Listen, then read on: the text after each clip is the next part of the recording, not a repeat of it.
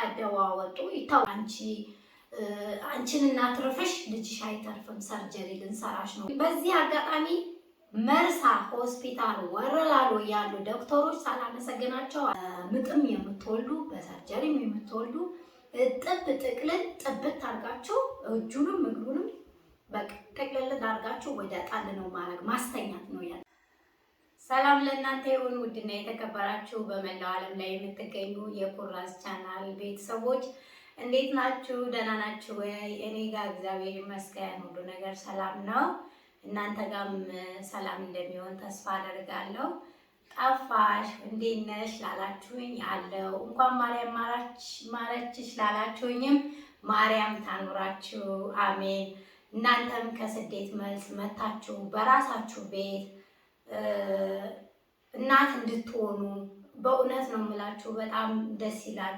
ሺህ ቤት ቢኖራችሁ፣ ሺህ ቅያሬ ወርቅ ቢኖራችሁ፣ ማዕት ልብስ ቢኖራችሁ፣ የተለያየ ቤት ብትሰሩ ያ ሁሉ ልጅ ካልወለዳችሁ እናት ካልሆናችሁ ከንቱ ነው።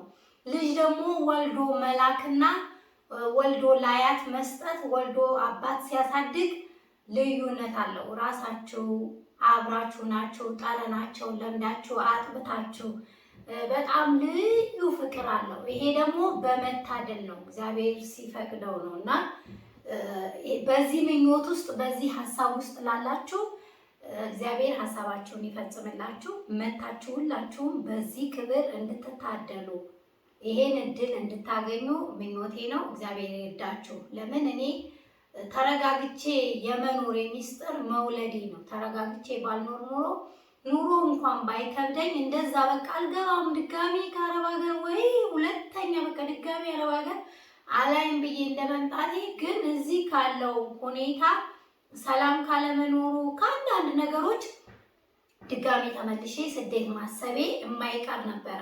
ነገር ግን በቃ እግዚአብሔር ስለ የ7 ወር ሙሉ ምርመራ ይደረግ ነበር። ያንን ሄጄ ወልዲያ ተመረመርኩ በግል ሁሉ ነገር መልካም ነበረ።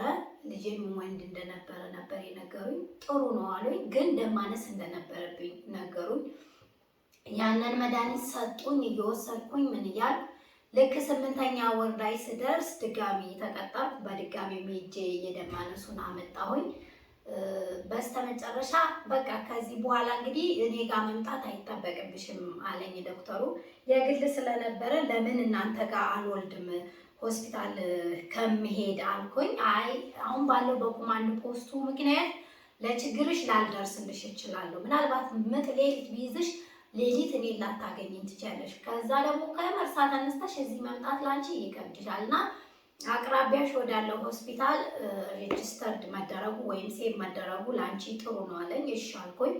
ወረቀቶቹን በሙሉ ሰጣኝ። እዚህ መጣሁኝ። መርሳ ወረላሎ ሄጄ ካርድ አወጣው። ታየው። መልካም ነው ሁሉ ነገር። ከጥቅምት 1 እስከ 19 ባለው ትወልጃለሽ አሉኝ።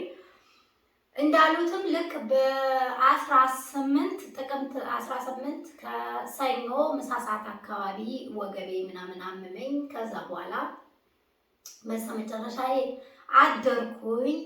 ለ19 የገብርኤል ዕለት ሄድኩኝ፣ ወረላሎ ሄድኩኝ።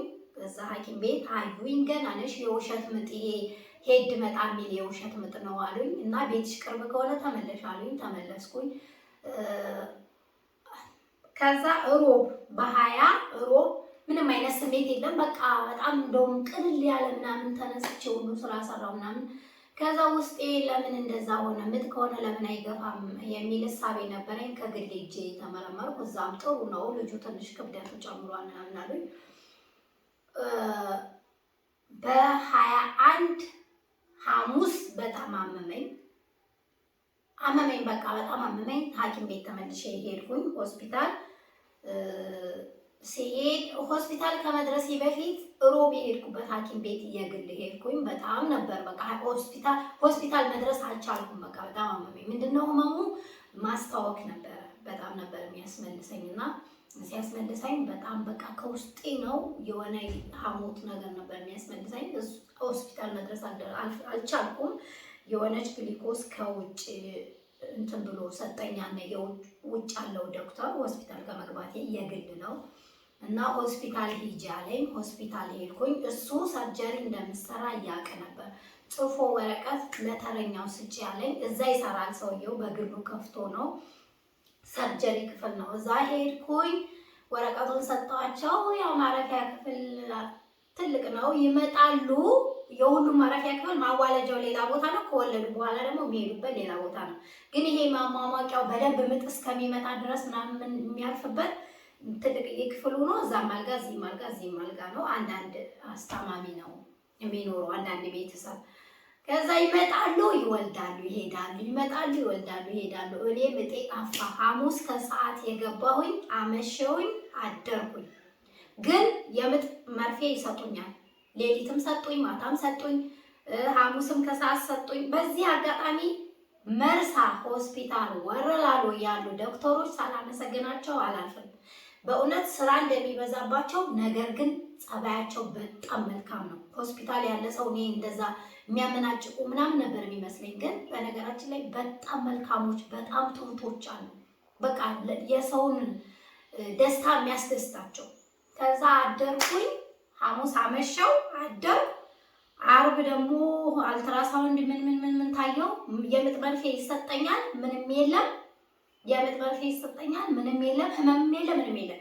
ሽንት ብቻ ይለኛል። በቃ ምንም። ምግብ ደግሞ እንዳቤ ብለውኛል። ሰርጀሪ እንደሚሰሩኝ ያውቁ ነበር።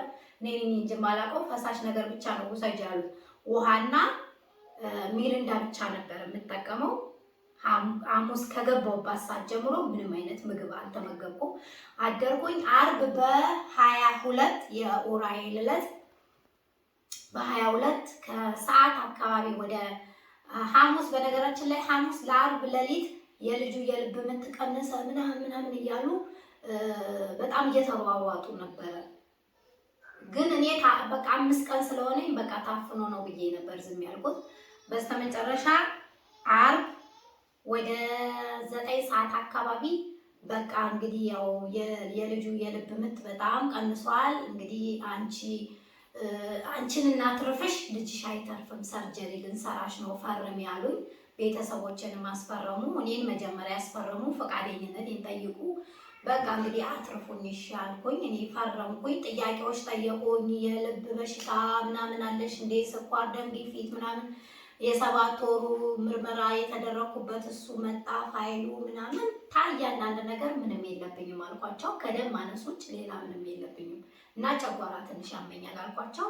ፈረምኩኝ። ከዛ ቤተሰብ አስፈረሙ። ግሊኮስ 4 ግሊኮስ ሰጡኝ። በዚህ 2 ሰርጀሪ ክፍል ገባን። ሰርጀሪ ክፍል ሲገባ እንግዲህ አይተኛም፣ እንቅልፍ አታውም፣ ገረድ ያደርጋሉ የሆነ ጨርቅ። ነገር ግን ወደ ሌላ ወደ ጣራው ምናምን እያያችሁ እንትን ትላላችሁ፣ ያወሯችኋል እንቅልፍ እንዳይዛችሁ። ስንት ልጅ አለሽ? ባልሽ ወዴት ነው? እንዴት ነሽ? ምንድን ነሽ? በጣም ጎበዝ ሴት ነሽ፣ እንደዚህ ነሽ፣ በቃ ልጅሽ አሁን እንዴት ታደርጊዋለሽ? ብቻ እንቅልፍ እንዳይዛችሁ እዛው ናችሁ። የሚታያችሁ እንቅልፍና ውሃ ነው። ውሃ በጣም ይጠማል። ከዛ ያው ወጣ ልጁ፣ ቀደው አወጡ። ይታወቀኛል። ማደንዘዣ የተሰጠኝ ከወገቤ በታች ነው እና ልጁ ከወጣ በኋላ ደግሞ ምንም አይነት ድምፅ የለውም። ጀርባውንና አላለቀሰም እንደ ልጅ። ጀርባውንና እግሩን ዘግዝቀው ጭንቅላቱን በደንብ ቢቀጠቅጡትም ምንም በቃ ምንም ዝም። ከዛ ማሞቂያ ክፍል አስገቡት። ማሞቂያ ክፍል ከገባ በኋላ የተወሰነ እንትን ካለ ከቆየ በኋላ የሆነ በቃ የሚያስጠላ አረንጓዴ ዝልግልግ የሚል ከለር እህቶቼ ናቸው የሚነግሩኝ እና ፎቶ አንስተውን ነበር በሰዓቱ። እንደዛ በአፉን በአፍንጫውን ማስመለሰው። ልጁም ደህና ሆነ፣ እኔም ደህና ሆንኩ። በዚህ አጋጣሚ እርጉዝ የሆናችሁ እህቶቼ፣ ልትወልዱ የሚያሰባችሁ፣ ልክ ልጅ እንደወጣ የሚደረገው ጥቅልልል ተደርጎ እጁም እግሩም በቃ ጥብት ስትኝት ነው። እኔ ግን ያችን 5 ቀን ሰርጀሪ ስለነበሩ ከዛም በላይ ራሴን በቃ ቴኬር ማድረግ አልችልም እና ቁስሉ በጣም ነበር የሚያመኝ ነበረ። ክብደቴም ጨምሮ ስለነበር ለእኔ በጣም ከባድ ሆኖ ነበር እና ልጁ በዛን ሰዓት ምን ለመደ? የሰው ሙቀት ለመደ። አሁን ልጄ እኔ ካላቀፍኩት አይተኛም። በቃ የሰው ሙቀት ለምዷል። እንቅልፉም ሲመጣ እኔ አቅፌ ነው፣ ሲጫወትም እኔ አቅፌ ነው። መኝታ የሚባል በጣም ነው የሚጠላው፣ አይወድም። የሰው ሙቀት ለምዷል። እና በዚህ አጋጣሚ በምጥም የምትወልዱ በሰርጀሪም የምትወልዱ ጥብ ጥቅልል ጥብት አድርጋችሁ እጁንም እግሩንም በቃ ጠቅለል አድርጋችሁ ወደ ጣል ነው ማድረግ ማስተኛት ነው ያለባችሁ።